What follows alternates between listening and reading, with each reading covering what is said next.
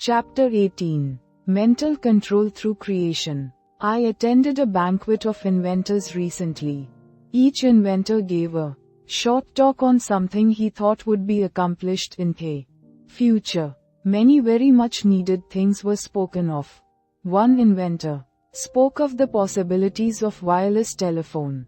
Distance, he said, would shortly be annihilated. He thought we would soon be able to talk to the man in the submarine 40 fathoms below the surface and 1,000 miles away.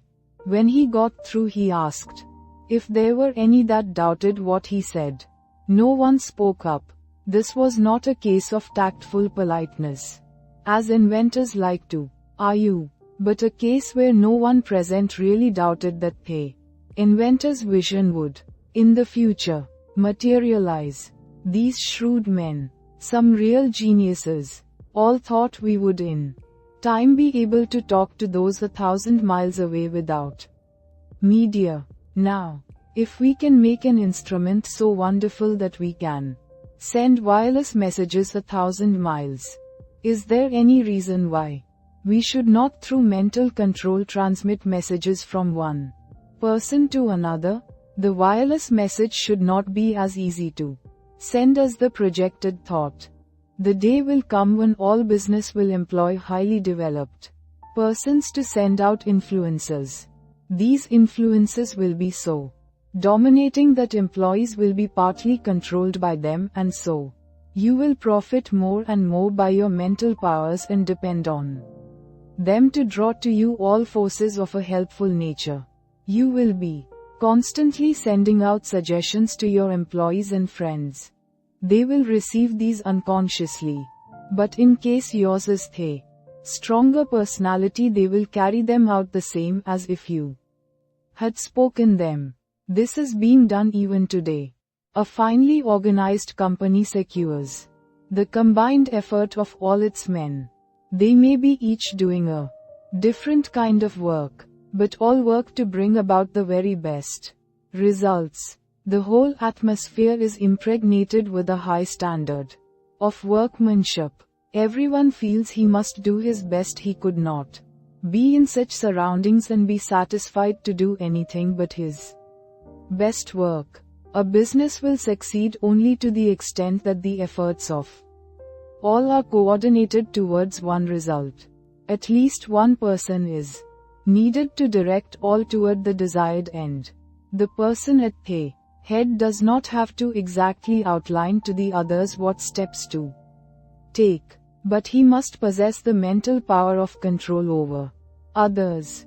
An up-to-date business letter is not written in a casual, commonplace way today. The writer tries to convey something he thinks the receiver will be interested to know. In this way he awakens a responsive spirit. Sometimes just the addition of a word or two will change a letter of the matter-of-fact style to one that compels a response. It is not always what is actually in a letter, but the spirit which it breathes that brings results. That intangible something that defies analysis is the projected thought of the master that brings back the harvest that it claims. But we should not always claim success for ourselves only. If you are anxious that some friend or relative should succeed, think of this person as becoming successful. Picture him in the position you would like to see him in. If he has a weakness, desire and command that it be strengthened. Think of his shortcomings which belong to his negative nature as being replaced by positive qualities. Take a certain part of the day to send him thoughts of an upbuilding nature. You can in this way arouse his mental powers into activity, and once aroused, they will assert themselves and claim their own. We can accomplish a great deal more than many of us are ready to believe by sending to another our direct, positive and controlling suggestions of leadership. But whether a man is a success or not is greatly determined by the way he acts on the suggestions he receives. We either advance or decline. We never stand still. Every time we accomplish something, it gives us ability to do greater things. The bigger the attempt undertaken, the greater the things accomplished in the future. As a business grows, the head of the business also has to grow. He must advance and be ever the guiding influence. By his power to control, he inspires confidence in those associated with him. Often employees are superior to their employers in some qualities, and if they had studied instead of neglected their development, they could have been employers of more commanding influence than those whom they serve. Through your mental power you can generate in another enthusiasm and the spirit of success, which somehow furnishes an impetus to do something worthwhile. In concentrated mental control, there is a latent power more potent than physical force. The person becomes aware that the attitude of the mind has a power of controlling, directing and governing other forces. He has been placed in an attitude capable of acquiring that which he desires.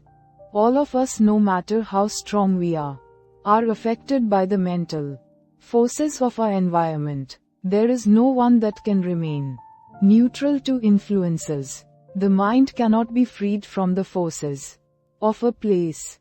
If the environment of your place of business is not helpful, it will be harmful. That is why a change of position will often do a person a great deal of good. No person was ever intended to live alone. If you are shut up with only your own thoughts, you suffer from mental starvation. The mind becomes narrow. The mental powers weaken. Living alone often causes some of the milder forms of insanity. If children do not play with those their own age, but associate with only older people, they will take on the actions of the older people.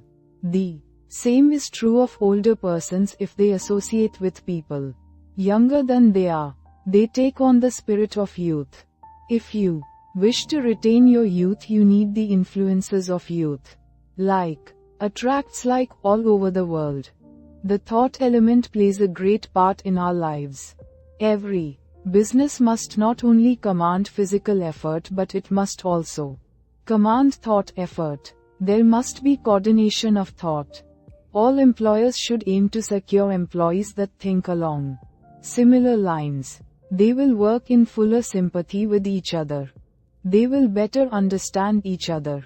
This enables them to help each other, which would be utterly impossible if they were not in sympathy with each other. It is this that goes to make up a perfect organization, which directs and influences them toward the one end, instead of each person being a separate unit. Each one is like a spoke in a big wheel. Each member carries his own load, and he would not think of shirking. Anyone working in such an atmosphere could not help turning out his best work. All great leaders must be able to inspire this cooperative spirit. They first secure assistance through their mental control. They then make their assistants realize the value of mental control. Soon there is a close bond between them. They are working toward a single purpose. They profit by their combined effort. The result is that they accomplish much. If your business is conducted in the right spirit, you can instill your thoughts and your ideas into your employees. Your methods and ideas become theirs. They don't know it, but your mental forces are shaping their work. They are just as certain to produce results as any physical force in nature. The up-to-date businessman of the future is going to take pains to get his employees to think and reason better.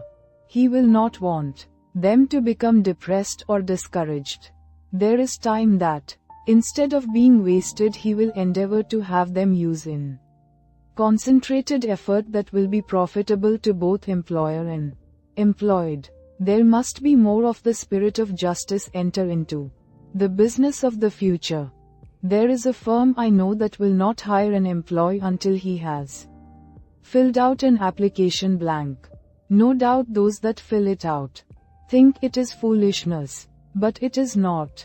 A capable manager can look over this application blank and pretty nearly tell if this person will fit into his management. The main thing he wants to know is the applicant's capacity for efficient cooperative effort. He wants persons that have faith in themselves.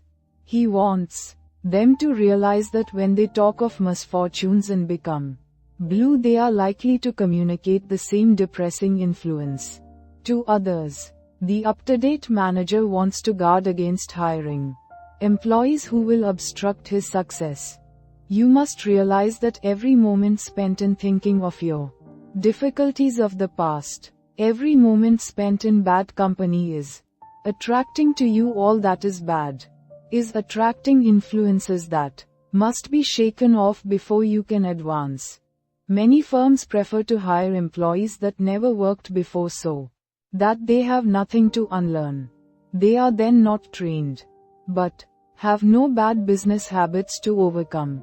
They are more easily guided and grasp the new methods more effectively because they are not contrary to what they have already learned.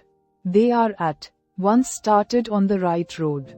And as they cooperate readily, they receive the mental support of the management in learning the methods that have been perfected.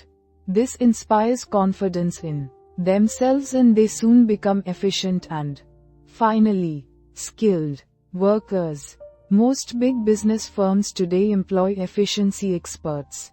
Each day or week they are in a different department. They earn their money because they familiarize persons with very little business experience with plans that has taken the expert years of training and much money to perfect. The attitude we take has a great deal more to do with our success than most of us realize. We must be able to generate those forces that are helpful. There is a wonderful power in the thought, rightly controlled and projected, and we must through concentration develop this power to the fullest possible extent. We are surrounded by many forces of which we know but little at present. Our knowledge of these is to be wonderfully increased. Each year we learn more about these psychic forces which are full of possibilities of which we are not even dimly conscious.